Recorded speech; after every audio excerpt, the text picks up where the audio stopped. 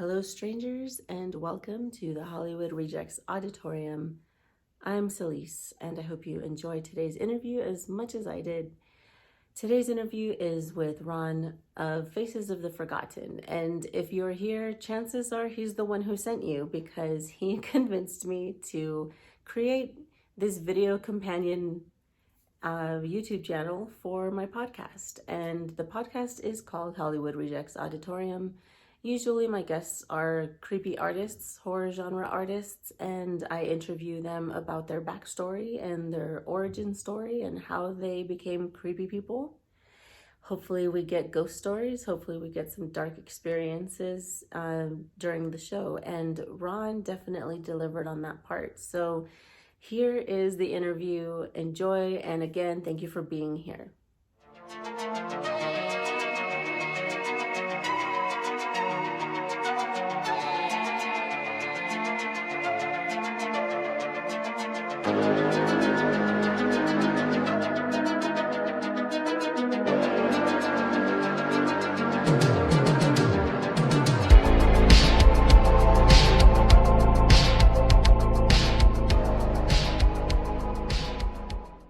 Hey, Ron. Thanks What's for going on? being here. Good to see you. So you had a crazy busy morning. Yes, I indeed. I just beat the rain. I'm looking outside. Like I get up, I do my research, I go out late morning, I do my shoot, I come back, I do my editing production, and it's like that kind of a cycle. But today I had a three parts to it because it was about Flight 191, which was a jetliner, an American Airlines liner that crashed near O'Hare Airport on takeoff back in 1979. And everyone, of course, was killed. It was a really bad one. And in fact, I was in college then. I witnessed it from about a half mile away. Oh, So wow. I had to go to I wanted to go to the crash site, which I do a lot. I'll go to the site where whatever happened, usually a bad thing. And then I will go to, in this case, a memorial for all the people that died, which is in another location. And then I shot down to the cemetery to finish it up doing a tribute to one of the victims. So it was Wow. kind of a long day today. That is going to be an incredible episode, though. Yeah, I think so. Yeah, well, I appreciate you jumping online with me after such a busy, long day. Oh, no problem. This is fun. So I love what you do. I'm completely intrigued by it. I've been fascinated with cemetery since I was a kid, and I've got my own long backstory, but we're here to talk about you, and I want you to kind of I explain what your channel is about and what you do, and then we're going to kind of dig into why you do it. Yeah. Okay, it's a great question, or great questions. Let's start with the channel, just overview. It's a channel that is mainly focused on, well, cemeteries, the interest in cemeteries. And there's kind of a group of us out there Yes. that are intrigued. And I don't know what it is. It's like when I was young, it was always, but I've kind of geared my channel to the fascination of, I've always been fascinated with time travel, time machine. We can't do it, but history.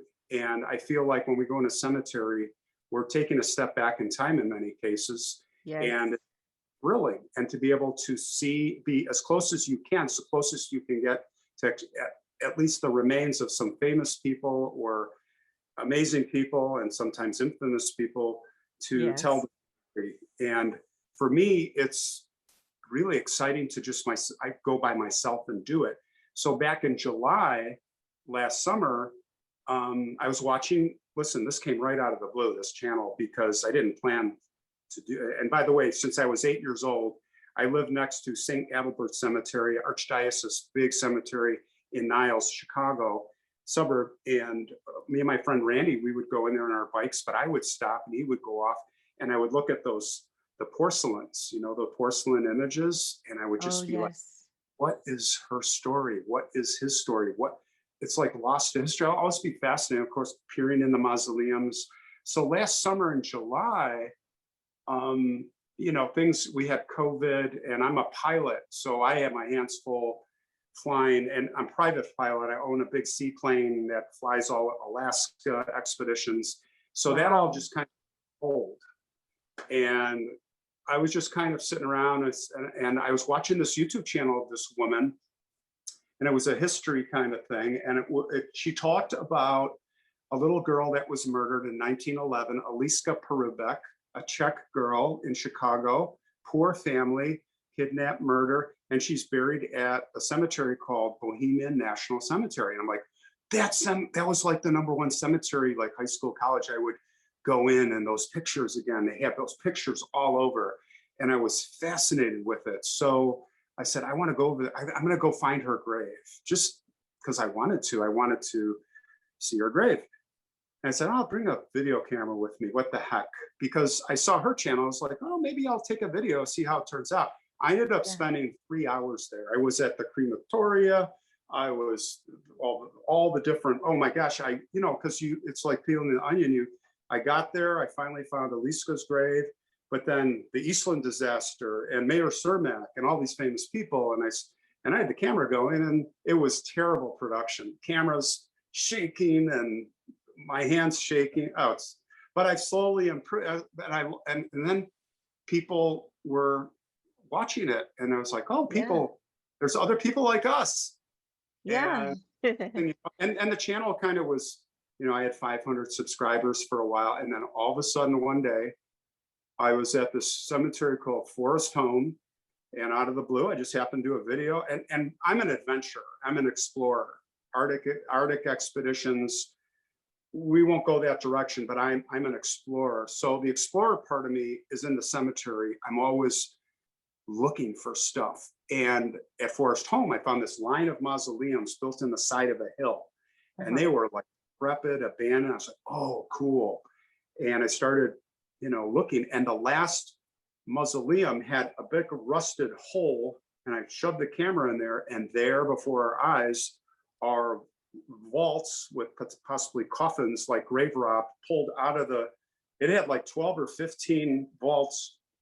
And it Oh, was a mess, wow. like grave rob. So I put the video out, to make a long story short, and bam, that video. And I did one on Emmett Till maybe a week later, and for some reason, YouTube decided, hey, let's, people like this. And they, all of a sudden, the channel just started taking off out of nowhere. I had no plans of making some big channel or anything. Not that it's big, Yeah. but really exceeded the rate. I think it's 8,000 subscribers a month right now. And I'm like, what the heck? Yeah, And that's amazing. it's fun. Well, I would say that a lot of your progress and your success, I would say it's coming from the fact that you're respectful about what you're doing. And I appreciate that. And that's why you're one of the people who I contacted about being on the show. Oh, that's So cool. yeah, I have a big history with cemeteries too, and I started as a kid because my mom had a fear of them, so she always took me with her, and when she would visit her grandparents and her mom, and um, so I felt like I was just always there, and it was a normal thing. And for my culture, we go to the cemetery all the time. Right. But because my mom was afraid to go alone, I went, I think, more often than everyone else. And I was just fascinated with everything. I thought it was beautiful. And the first thing that I noticed was those portraits, exactly the same oval domed portraits. I thought they were so beautiful. Right. And um, now I'm a portrait photographer, so go figure. Oh, But you do. That's really interesting. so when you tell people what you do, I guarantee a lot of people are creeped out and they're like, okay, why the heck would you want to do something like that? Yes. In the normal mainstream, I'll give you an example. I'm out to dinner, the group of people, and what are you up to? Oh, I've got this YouTube channel. It's about history. Oh, tell me. And then once I say cemetery, and we end up at their graves, and I'm paying tributes, and they're just like, not a channel for me. And Yeah. and funny because even my friends, they're not creeped out, but they're like, That's great, Ron, but not for me. And that's why I'm surprised to find there are a lot of people like us. I say like us, it seems. Yeah, like when I talk about my times, like I used to go to the Hollywood Forever Cemetery like probably twice a month to watch movies. They project movies on the side of the mausoleum, and you can sit and have a picnic, and it's beautiful. I love it. And people freak out about just that. And Right, then on the opposite end of the spectrum, I'll also get people saying, "Well, oh, do you go at night? Are you looking for ghosts?" And right. no, I don't. I'm not there for the creepiness. I'm there for the beauty and the history and the memories and the paying respect. And Yes, I love creepy stuff. That's why I started this show. I love ghost stories and paranormal and all of that. I love it as much as going to the cemetery, but I feel like going to the cemetery is almost like going to church. Like I have to be really respectful about it. I yes. don't go doing weird things at the cemetery, you know what I mean? It's like a different, like I say when my videos, I say we're in. My very first video, it just, I didn't plan to say that, but I came through the tunnel, the gates, and I felt like I was in another um, kingdom world. It felt like this sanctuary. And I'm like, we're in. And that's what it Yeah. feels like whenever I go to a cemetery. I feel like I'm entering a sanctuary, like a church, like you say, or just something that's not from out there. It's a special place. I don't know, feels quiet and protected. It's like Yeah. almost away. And people used to picnic, right, at cemeteries, Mhm. be more of a hangout. Yeah. Well, we do the whole Day of the Dead celebration, and kind of like making the altar and having treats all day at the cemetery. Um, you Right. know, you have your blanket, everybody's hanging out. But did you grow up with any kind of like I grew up with things like you're not allowed to drink the water. That's available there for watering the flowers and stuff like that. I Okay. mean, not that you would want to, but it was a really big deal. Like, you never drink the water at the cemetery. Like Um, taboos. yeah, you obviously are not allowed to step on a grave. Have Right. what Were kind you of taught? things like I was taught that we were not allowed to raise our voices or run or Right. have too much fun. It was supposed to be, well, we were kids, so we were being told, don't play, don't. You were being taught. Yeah. Yeah. You have any superstitions like that? Well, the don't step on graves. I, I've always been respectful at cemeteries, and I have to tell you, I've learned a lot from. I don't know everything. I'm no authority on cemeteries, and I feel like I've really learned a lot from my subscribers and people that view, that comment. We get lots of comments, and I've always kind of shied away from like stepping. Definitely would, I would never, just common sense, step on a tombstone. Right. And well, it's kind of try to imagine where people are buried, but I never really worried too much as much about it. But as I started to come out more with more and more episodes, people would say, "Hey, be a little more careful," and it's kind of alerted me. And now I'm really careful because I just had an episode today, which from Mount Carmel yesterday.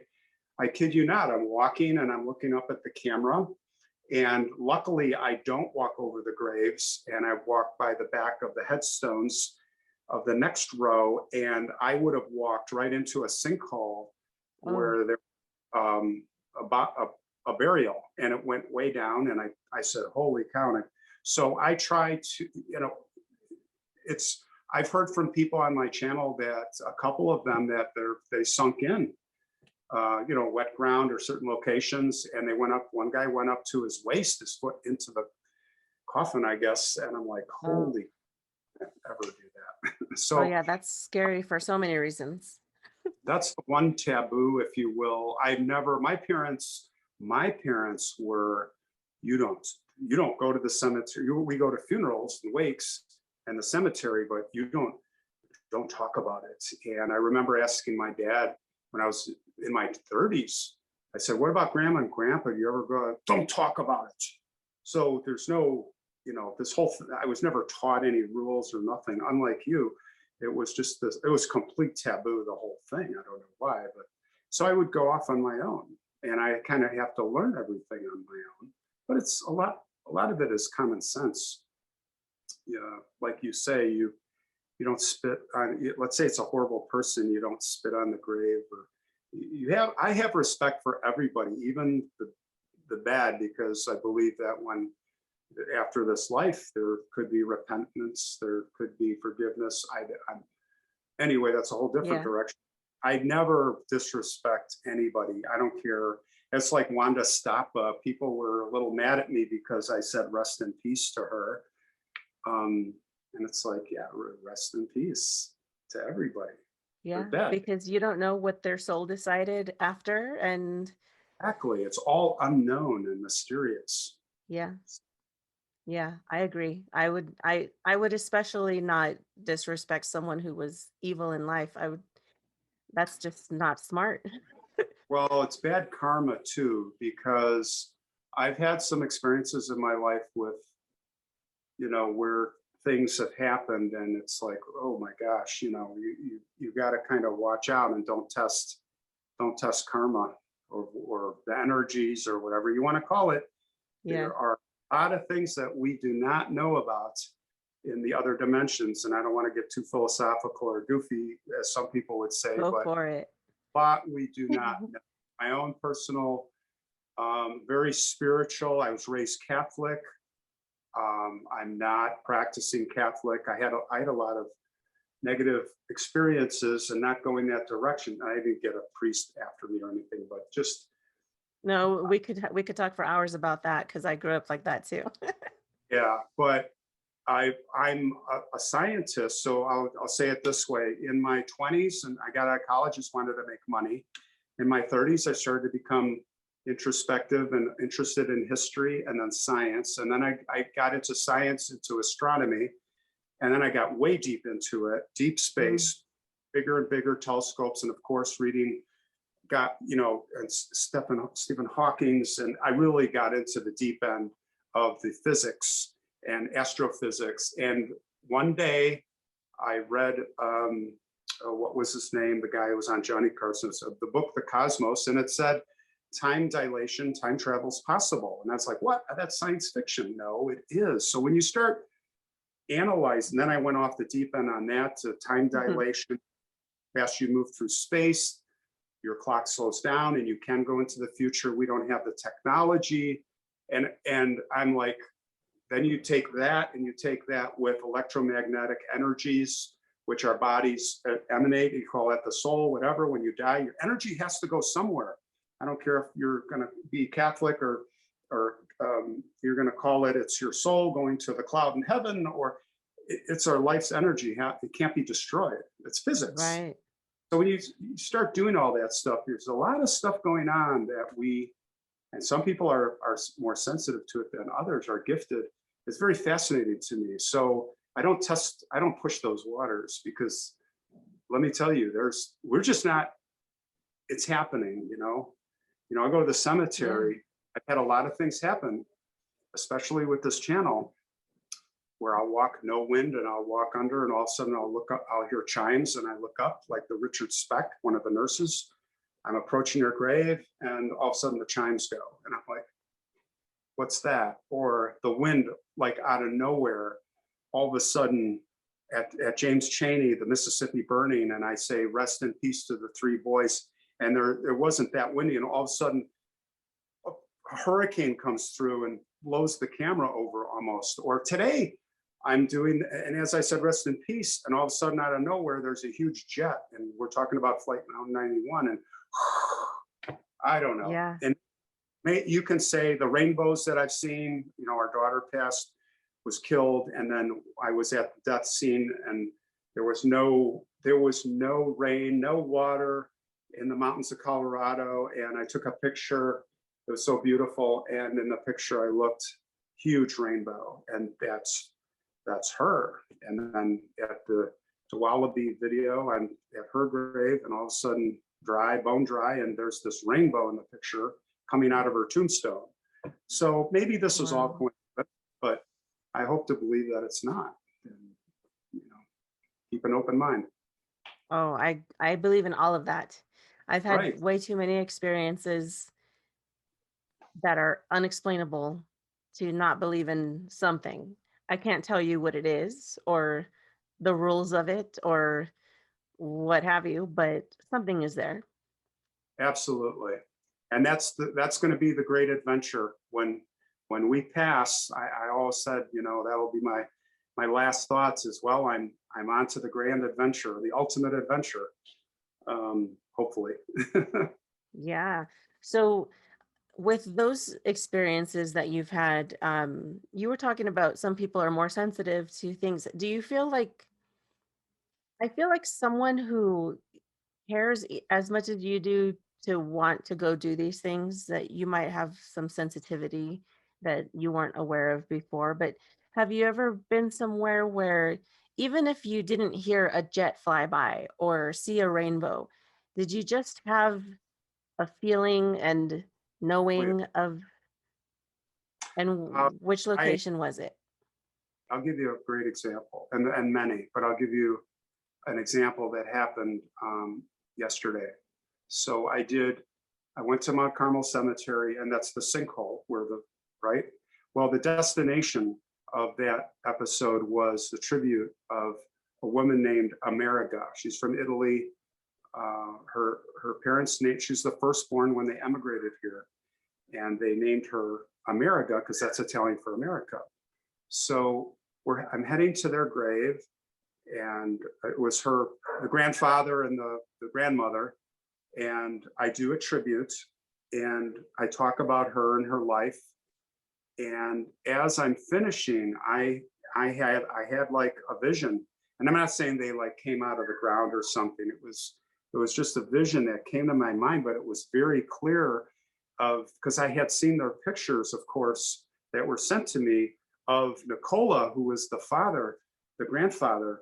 I saw him in a suit, and he was reaching his hand out, and his wife, who was buried there, America, she was in this beautiful, and they were both young, and he was waiting for her because he had died way before her.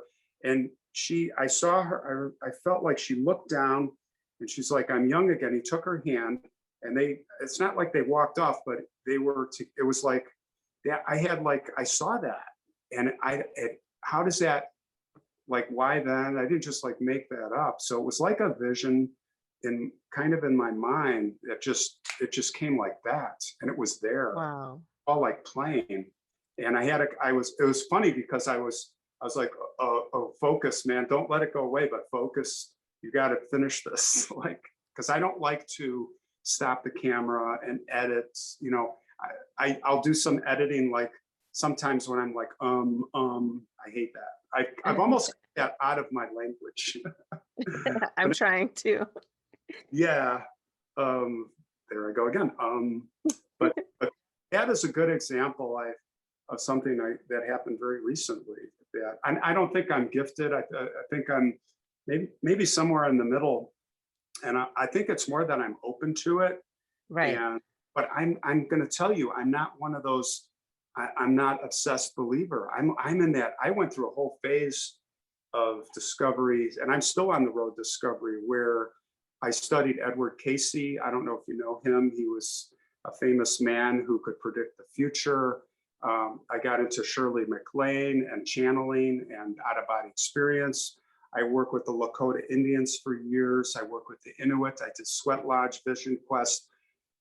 A lot of years of trying to discover what is it, what's happening, what's the purpose. And throughout all those experiences, I'm still on the journey. I don't know what I'm looking for, but I'm still on this journey of discovery, and I think I will be until I pass. So That's amazing. You're definitely open-minded enough to experience something. So if anybody's going to see it, it could be you. Hopefully, but there are people that are really gifted that I've run into that, or they, purported to be that are gifted, and I wish I had Yeah. gifts. I've They're good. had um I've had strangers come up to me and just tell me something about myself that they shouldn't know and explain things to me, and I'm just like, wow. Like I can sense energy and I know when something is there or something is off or something is wrong, but I have zero control. I don't call it, there's no gift, right? It's just, oh, something's up. Right. That's as far as it goes for me.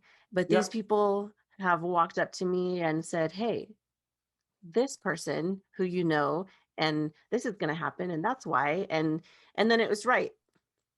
It is. It's amazing. And yeah, it's incredible. I wish well, maybe not. Maybe be careful what you wish for, right?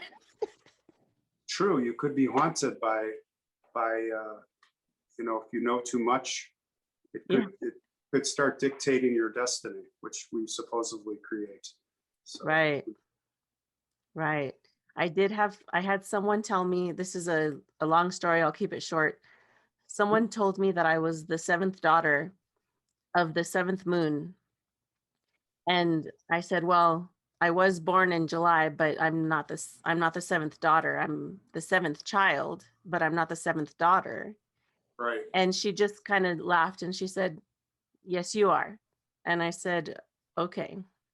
And 22 years later, we found out that my dad had a daughter before he met my mom, and we didn't know.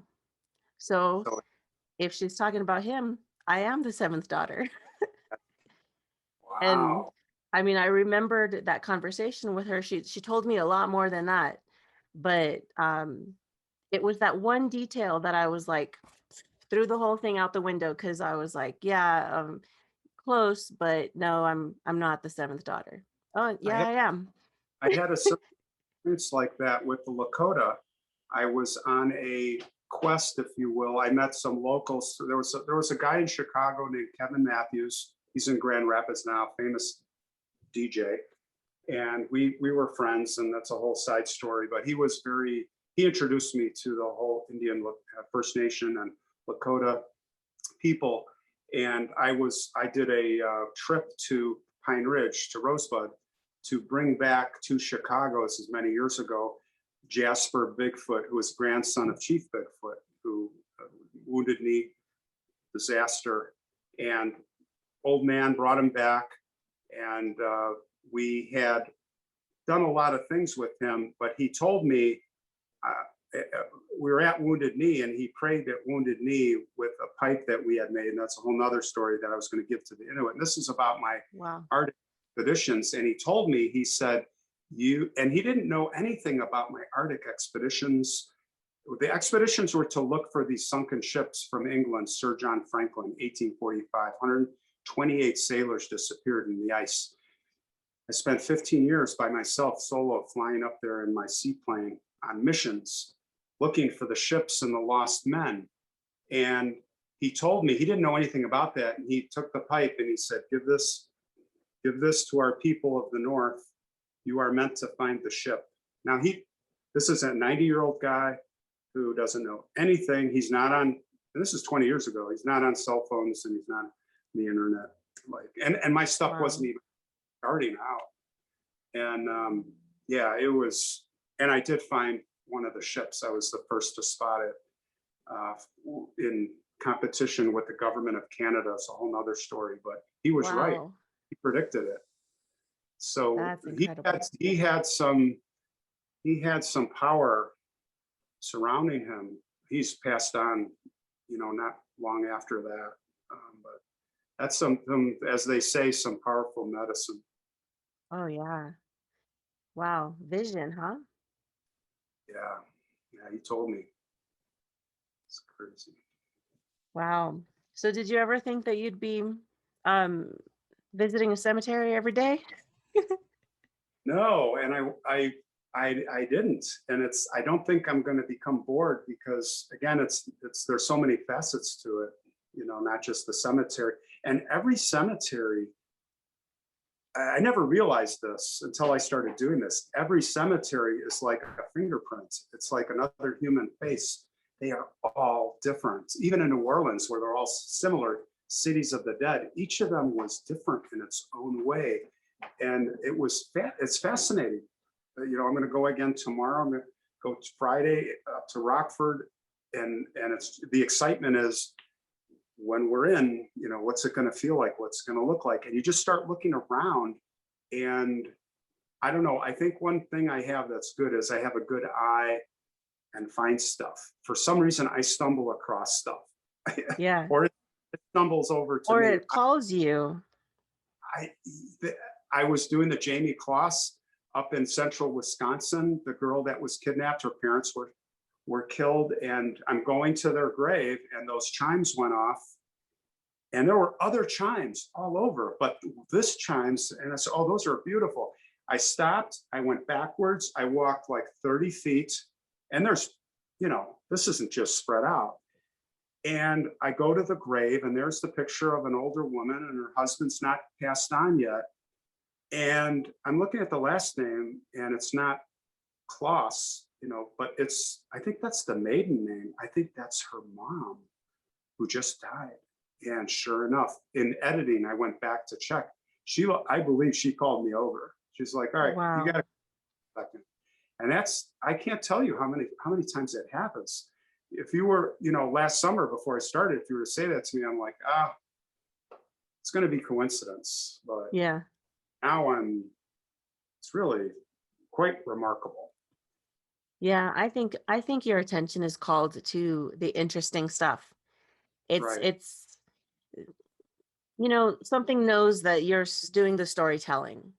You're not Right. just walking around saying cool, you're giving some respect and some history about who you're visiting and what you're seeing. Yeah. What is the I know this might sound like an odd question, but for this show, what is the most artistic grave or Oh, wow. tombstone you've seen? Holy cow. There's so many. I know some are just so beautiful, but some are creative and different. What Well, kind I of have pops to mind? Mount Carmel Cemetery in Hillside here, where some of the statues are unbelievable. Again, yesterday, the one that just came out today, I came across the statue that was of a woman kind of sitting down, and it was almost like a relief into a giant granite, and it was that she was like twice life size, and you come up to it and it's just like, wow, it just takes you back. But the most beautiful, I have to, just off the top of my head, New Orleans, when I was in New Orleans, those when I was in Metairie Cemetery, I think I saw some of the most amazing sculptures that just blew me away. Rose Hill here is another one. I'll tell you the one that stands out is the woman. I can't remember the name of it at Rose Hill, and it's under glass. Is a woman, and it's in one of my early episodes, and she's laying in like a bed with her daughter, and of course they both passed. And it's in marble, and it was protected very early in these climates in the Midwest and North here. If the marble's not protected, it melts like salt over, Oh, wow. and this thing was in beautiful shape. And I had some background on the sculptor who's from Italy. They're all from Italy, it seems. And I looked very, very close in the detail. It was like it was going to come alive. And of course, it has a haunted story and all that. But I mean it from the standpoint of it was so lifelike that it was probably the most beautiful grave that I've ever seen, is the woman and the daughter. I just can't remember the name, but everyone knows it. It's at Rose Hill, Chicago. Rose Hill. Yeah. Sounds beautiful. A lot of famous graves there, a lot of and the mausoleum. Wow. I'll tell you what, something that jumps out also in stained glass. The most beautiful stained glass was at Rose Hill when I did the Schwepp Mansion tragedy. And the Schwepp, I forget her first name, she was married. She was the daughter of John G. Shedd, who was the #1 guy for Marshall Field. And John G. Shedd, we have the Shedd Aquarium. They are all buried at Rose Hill in the old part of the mausoleum that goes back, I think, to the early 1900s. And it's like a time capsule in there, and it's the Shedd Chapel. And when I went in, I wasn't expecting that I would be able to open the Shedd crypt. It was open. And when I went in with the lights off, it was like stepping back into 1930s. And there was this, and here's what I'm talking about. You have the Sheds, the Schwepps, and they're all in their vaults. And there in the center above John Graves' Shedd is a triple stained glass in nautical blue that he picked out, that he had picked because he'd collect them. But this was he was most proud of this, and it's it looks like a woman, and it's blue, and it almost looks like he loved the ocean, it almost looked nautical. But in the dark, the light, and it was a snowy day, it wasn't a sunny day, and the way the gray light came through, the blue illuminated the room. Wow, that would be the other one. You have to be there to experience it. I can't describe it. Even the video in 4K, and I've invested a lot in the top equipment so that, because YouTube has a great platform that you can really put out some good high resolution 4K. And it's not just 4K. You got to have an image sensor that can deliver these images. Because I like to get to the porcelains. I like to get, because you can't see who they were if you're standing 10 feet back. Yeah, and you're doing the drone Yeah, action, and yep. I mean, In the drone. when I saw that part of one of your videos, I don't remember which one it was, but when that part started, I was like, whoa, this is serious.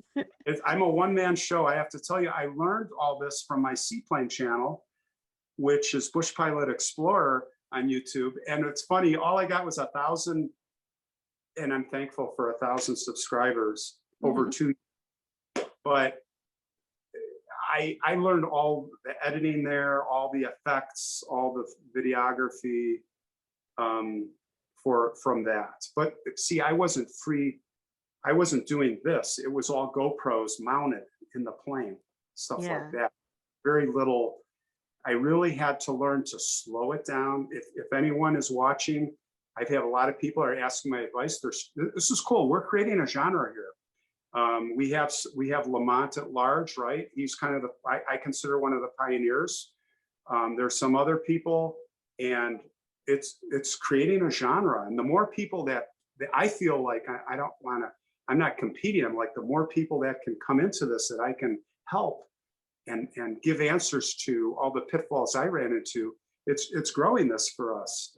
So that's. And it's good for the cemeteries, because a lot of cemeteries are struggling and there's not enough money. They're losing their funding, and there's a lot going on that people don't really think about, because it's just not, I mean, most people don't even think about preparing for their own needs for their families when they're gone, and then we're expecting people to care about cemeteries, and I'm actually working on my own organization for unknowns. And that came about, oh gosh, probably 10 years ago. I was going through forensic training. I'm a photographer, and we were learning about death investigation, and they kind of just did this public service announcement at the end of our class, which was kind of like, so many people are found days after they passed because, it was an accident, no one expected it, and, whatever reason. But aside from that, then it becomes an unknown Jane Doe kind of situation. And if those people are never claimed or identified, they go into like a big grave where nobody knows who is in that grave. They Right. don't even mark it with the date of these 200 people who they put there at once, you know. Everyone is cremated, and I I'm creating a nonprofit organization to help fund at least having a placard that says these people were found during this time and buried on this date, at least something, you know. Something. And it's just so sad to see there's the cemetery that my cousin is buried in.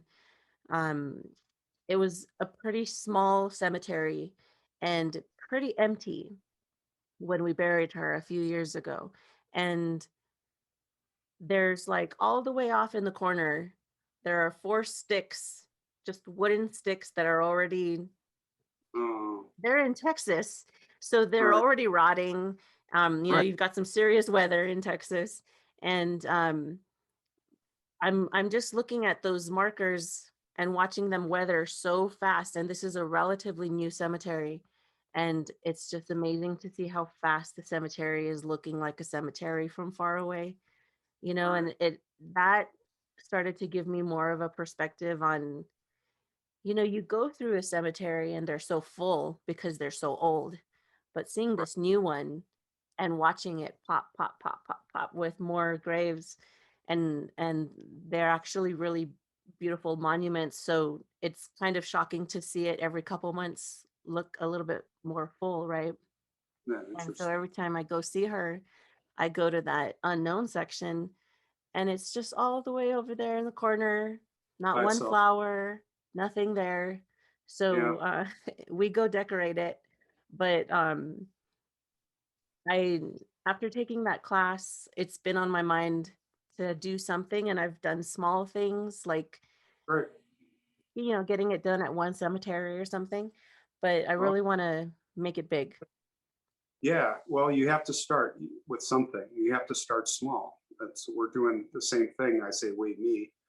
I have a fund where I've been using my own money doing some of that stuff, and we instead of like getting money on my channel just to make money, I got it going to a fund like that to buy gravestones for people, and we've done some. So Yeah. it's otherwise they're it's so sad. You know, faces of the forgotten.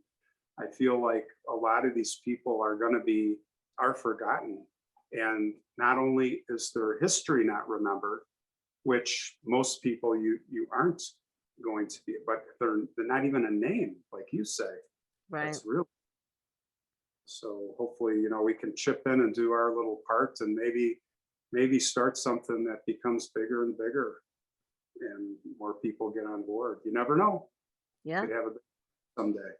Yeah. I mean, if I can set it up just for one cemetery, I'd be happy. Or Right. one, you know, region, whatever the heck. Um, it's the coroner's offices have to be willing to be involved with it.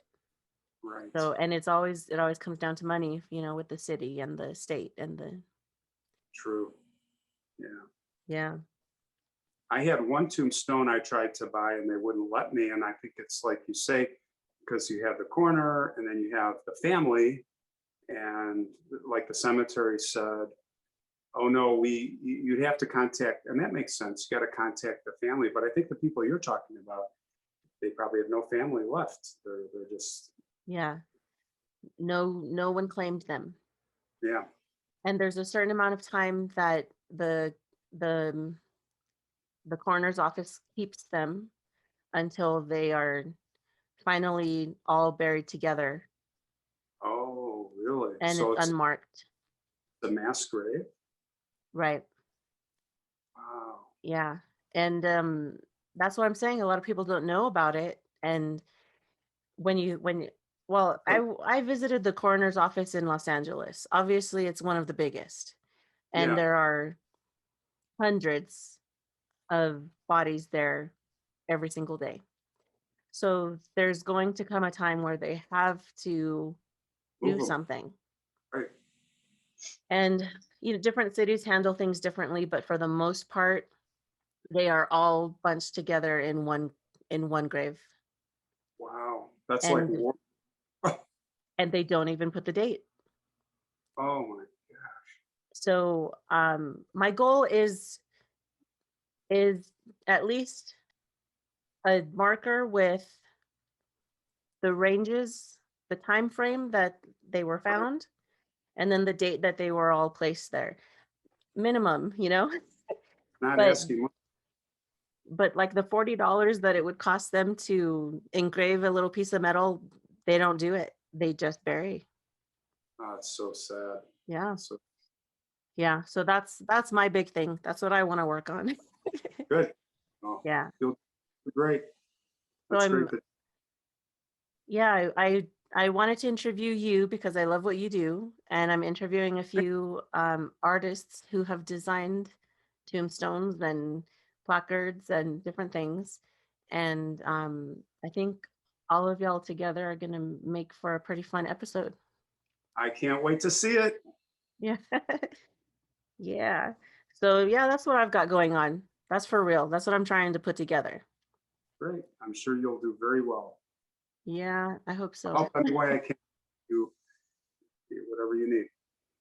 Thank you. All right. Do you have any questions for me before we wrap it up?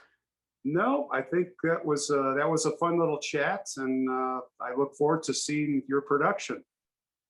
And All right. Well, Ron, thank you for being here. I know that this is a small little project and you were totally willing to jump on your busy day. I really appreciate you ah, nothing. and all that you do with your respect and love that you give on all of your episodes on your channel. So could you tell everybody where they can find you? And I will link to you in the show notes. Well, just go to YouTube and type in Faces of the Forgotten. You'll see an angel face, which is the Hasserot angel in Cleveland. It's of a grave, and that's the channel. I'm on Instagram. I'm not on Facebook, and there's an email too on there. But just go to YouTube and look me up. You'll find me. Yeah, it's good stuff. I recommend it. Thank you. I'm glad you watched. It's so cool. Yeah, very, very much love it.